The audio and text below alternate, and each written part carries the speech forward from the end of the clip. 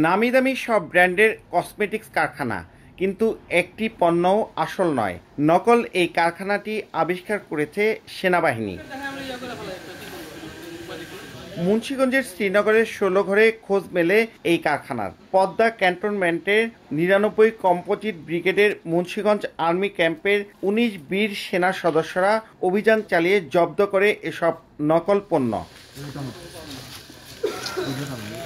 একে একে বেরিয়ে আসে ২,০০০ বোতল অলিভ অয়েল, অর্গানিক হেয়ার অয়েলের ১,৫০০ বোতল, কিউট গ্লিসারিন ১,২০০ বোতল, জেসমিন বডি স্প্রে ৮০০টি, হোয়াইট বিউটি ক্রিম ১,২০০টি, বেবি অলিভ অয়েল ৬৫০টি, গৌরী ক্রিম ১,৪০০টি, লতা হার্বাল ক্রিম ৮০০টি, অরেঞ্জ হেয়ার অয়েল ১,২০০টি, হ্যাক্সিসল হ্যান্ড স্যানিটাইজার ৪৫০ বোতল, কাশ্মীরি মেহেদি ২,০৮৮ পিস সহ অভিযানে ২৪ প্রকারের ভেজাল ও অবৈধ কসমেটিক্স সামগ্রী। এছাড়াও পাওয়া গেছে ক্রিম তৈরির মেশিন, ৫,০০০ খালি বোতল প্যাকেট ও ৭০০ লিটার ড্রাম ভর্তি তেল। এগুলো সবই বিনষ্ট করা হয় ম্যাজিস্ট্রেটের উপস্থিতিতে।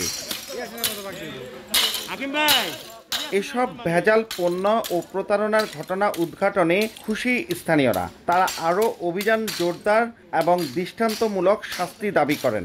এই অভিযানটা সেনাবাহিনী চালাইতেছে, তো এটা যাতে আরও দ্রুত সম্ভব চালানো হোক, যাতে এটা যত দ্রুত সম্ভব এটা চালানো হবে তত তাড়াতাড়ি এই ভেজাল কসমেটিক আর হবে না, কোনো দোকানে আর এটা বেচা কিনা হবে না।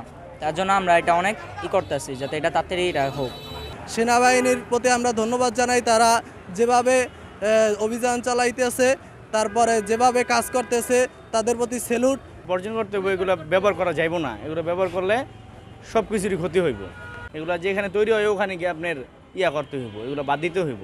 অবৈধ এই কারখানার মালিক লালমনিরহাট শহরের আব্দুল করিমের পুত্র মোহাম্মদ ইয়াসিনকে ১ মাসের কারাদণ্ড ও ১,০০০ টাকা জরিমানা করেছে ভ্রাম্যমাণ আদালত। আমরা ১৬ ঘরে একটা অভিযান পরিচালনা করি, সেখানে সেনাবাহিনীও ছিল।